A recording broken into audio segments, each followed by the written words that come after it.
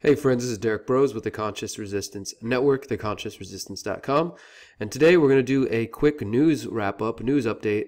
Since I've been on the road for the last 5 weeks, there's a few different stories that have caught my eye over the last month or so, and some that deserve their own video that I'll be doing in the coming week, but others are important, but maybe not deserving of their own video, so I figured I'd put them all together in a video package called In Case You Missed It, news wrap up. So that's what we're going to work on today. First, I want to remind you guys to bookmark theconsciousresistance.com, to scroll on down here to subscribe to our email newsletter. I send it out every Sunday now that I'm back home, and you can get the latest updates on projects that I have going on, including 5G organizing, a conference call for intentional communities, and much, much more. So you don't want to miss that. First off, let's start with talking about Facebook, which is everyone's favorite social media platform for some silly reason that people around the world, millions of people, continue to use despite the fact that Facebook spies on you, Facebook sells your data. Facebook leads to depression, leads to envy, leads to insecurity, and overall is just another way to get you addicted to that dopamine rush. So even if you think you're not taking drugs or you're not drinking alcohol, if you're using Facebook and some social media platforms, you're hooked in a different way. But this one is a couple of weeks old, February 18th, 2019 now, almost 3-4 weeks old now. From CNN, Russia is backing a viral video company aimed at American millennials. And it looks like the old bad guys are up to it again, telling people that anybody who's out there spreading news that goes against the American war empire must be funded by the Russians and must be Russian bots. So, according to CNN, 3 online video channels designed to appeal to millennials have collected tens of millions of views on Facebook since September. But the pages pushing the videos do not disclose that they are backed by the Russian government. The pages are run by Mavic Media, a company whose majority stakeholder is roughly a subsidiary of RT. Although Mavic Media has hired contractors and freelancers in Los Angeles in recent months, the company is not registered in the US.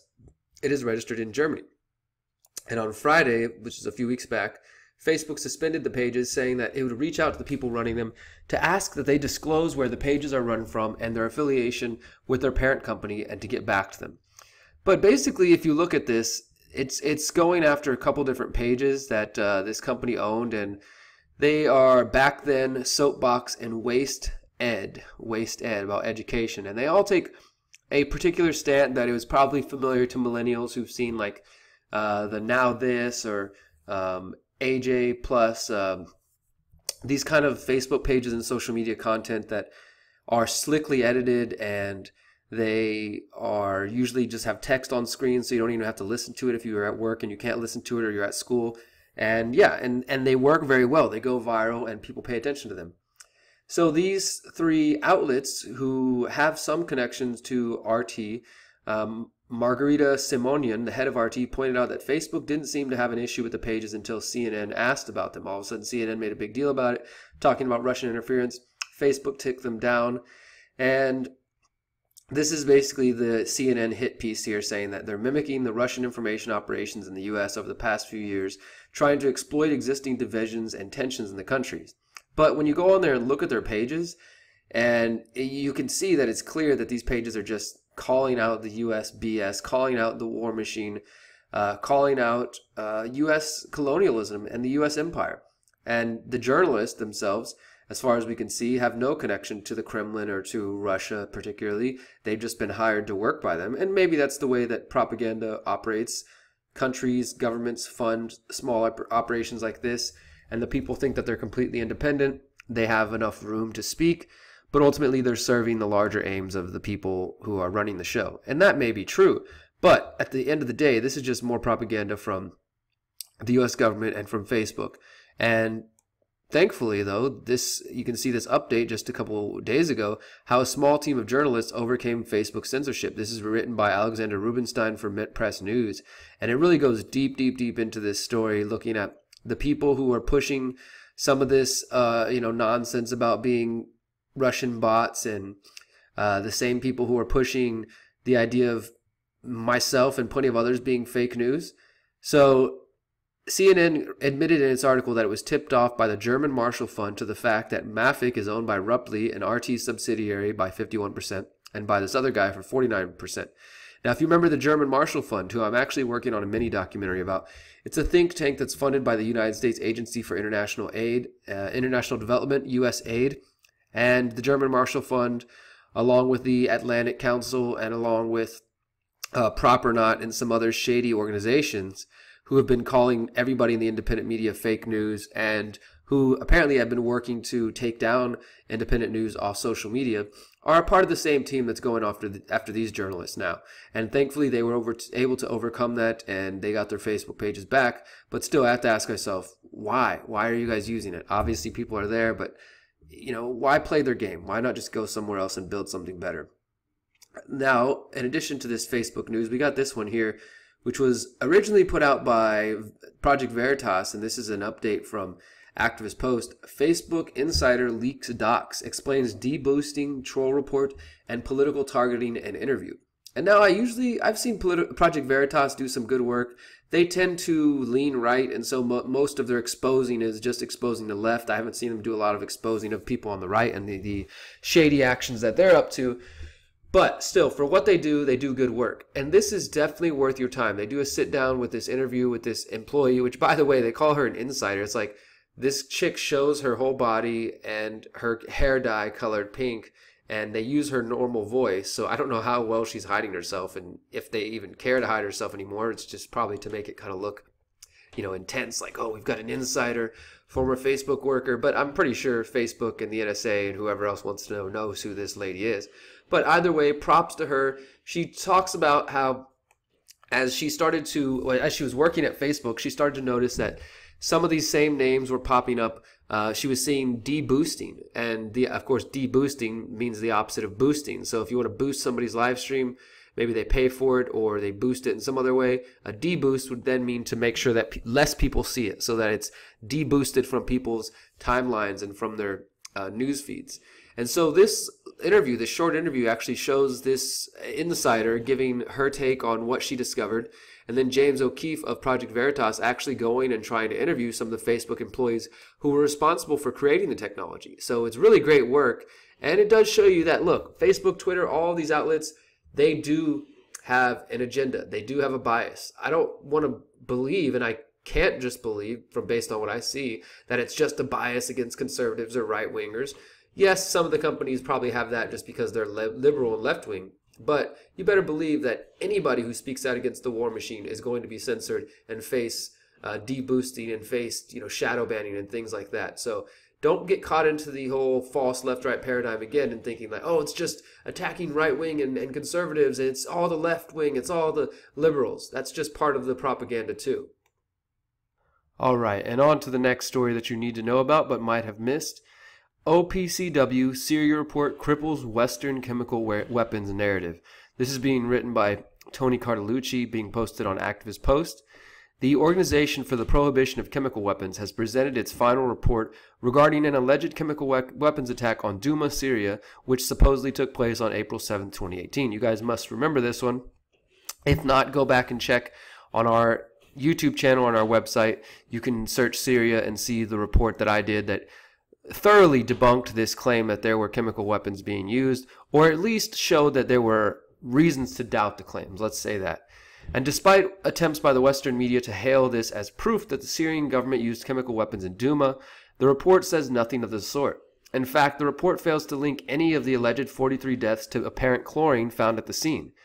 Claims of the attack were made by the US-backed militants on the eve of their defeat, and the initial reports claim that sarin or chlorine chemical bombs were deployed through the use of 2 yellow gas canisters modified as bombs.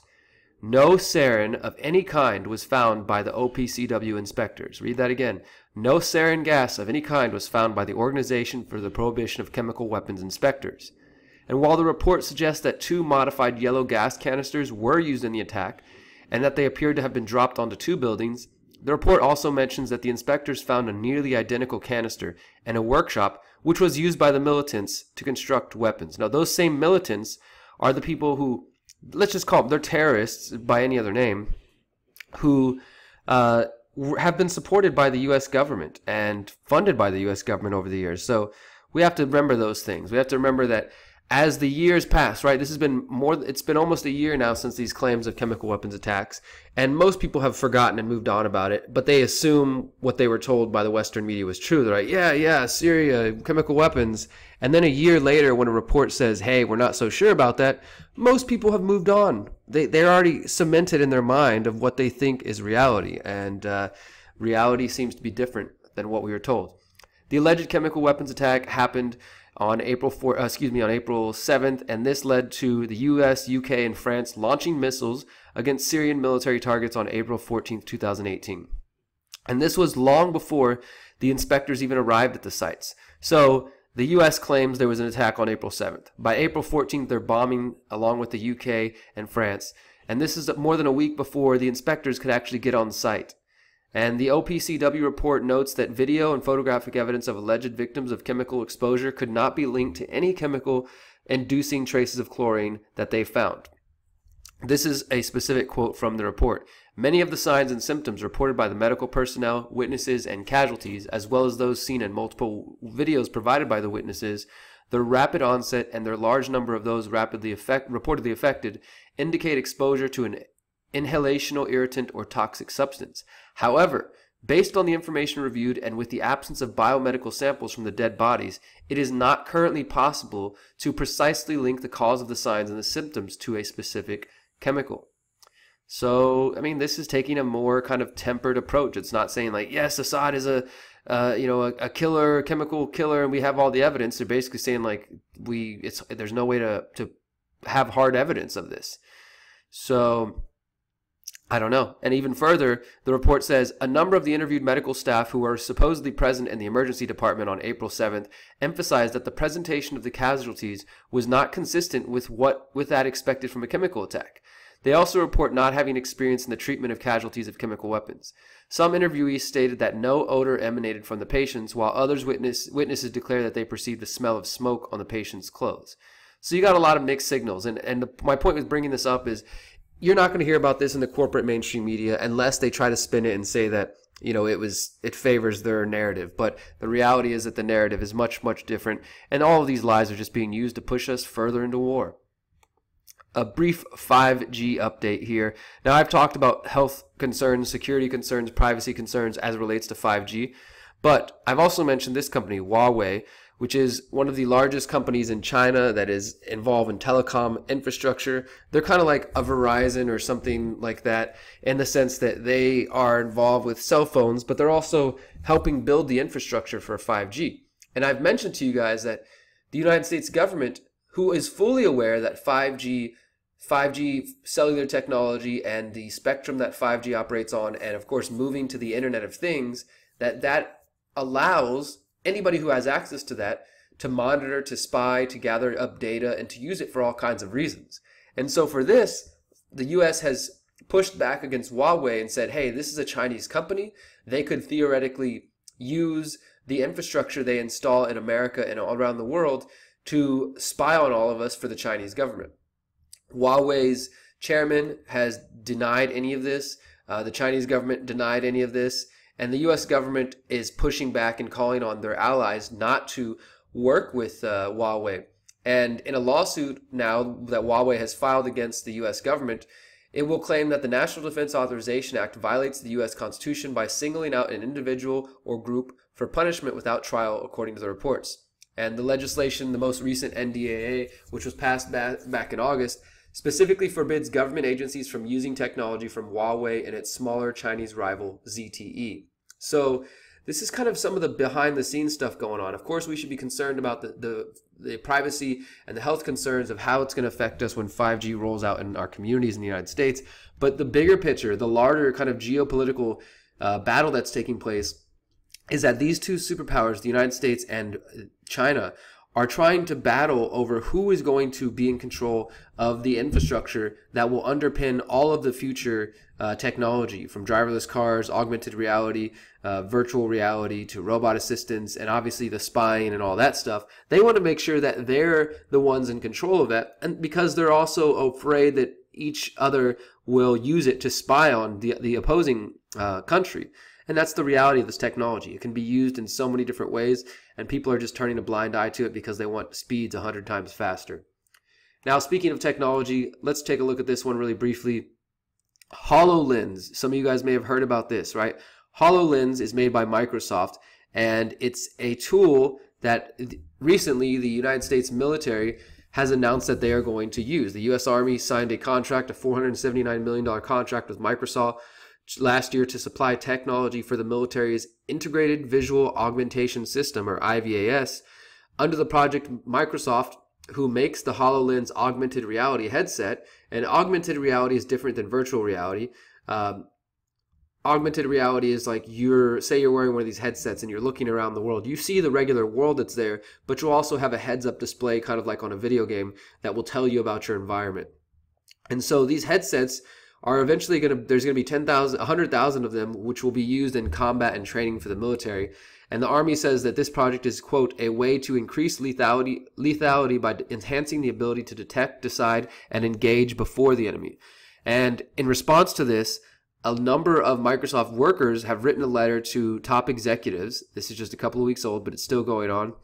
To CEO Satya Nadella and President Brad Smith, saying that they don't want a part of this. They don't want to be a part of the militarization of Microsoft technology that they're helping build. Quote, we are alarmed that Microsoft is working to provide weapons technology to the U.S. military, helping one country's government increase lethality using tools we built. We did not sign up to develop weapons, and we demand a say in how our work is used. But unfortunately, you have no say. That's kind of the thing, is if you're working as a cog in a bigger machine, like say Amazon, Microsoft, Google, whatever, you basically have no say, and that's kind of where it's at. And Microsoft has pushed back and basically said that, they thought long and hard about this, and ultimately they thought it was worth, helping out Microsoft. And he said basically that we appreciate feedback from employees and provide many avenues for their voices. In fact, we heard from many employees throughout the fall. As we said then, we're committed to providing our technology to the U.S. Department of Defense. As we also said, we'll remain engaged and an active corporate citizen in addressing the important ethical and public policy issues, blah, blah, blah, blah, blah. They're basically saying, like, we're not going to do anything about it. You can read the full letter here if you want to. They're calling on Microsoft to cancel the contract, cease developing any and all weapons technologies, appoint an independent ethics review board. Yeah, this shit ain't going to happen. Sorry to say, guys. But it does show you that some people out there actually got a little bit of courage, got a little bit of backbone. Now we'll see if any of them actually quit their jobs. You know what I mean? It's a one step to talk big and say, we don't like what Amazon's doing. We don't like what Google's doing and things like that. But it's a whole nother to say, I'm not going to benefit from it anymore. I'm going to step away and I'm not going to participate. That's what it actually takes if you want to be a principled person. And it's scary for many of us. Now let's move into the last couple stories here. Health, vaccines. This is going to end up being its own video separately, but I just wanted to bring it up to your attention in case you missed this, because we're only 3 months into 2019 and I've never seen this much propaganda for forcing vaccines on people. Of course, there's been a couple of measles outbreak, and that's being used by the media to ramp up this idea that if we don't force people to vaccinate, these crazy anti-vaxxers, these crazy people who want freedom and choice, are going to have us all killed and get us all sick.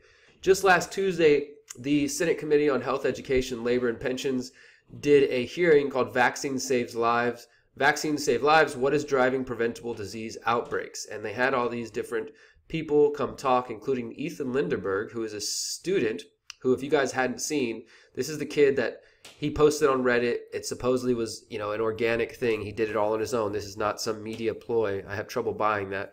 But he posted on Reddit saying that, hey, I'm 18 years old. My mom's a crazy anti-vaxxer.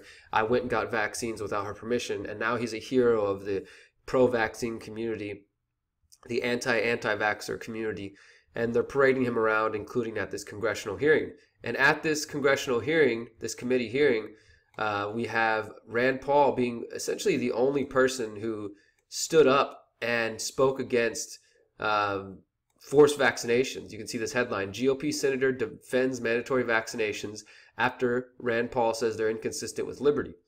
A Republican senator forcefully defended mandatory vaccinations Tuesday after his Republican colleague, Senator Rand Paul, blasted national vaccine requirements as a danger to liberty. Senator Bill Cassidy of Louisiana, this guy should be fired immediately because he obviously doesn't understand anything about freedom or liberty, said that vaccines are a key public health safeguard, and he says basically that people should be forced to vaccinate.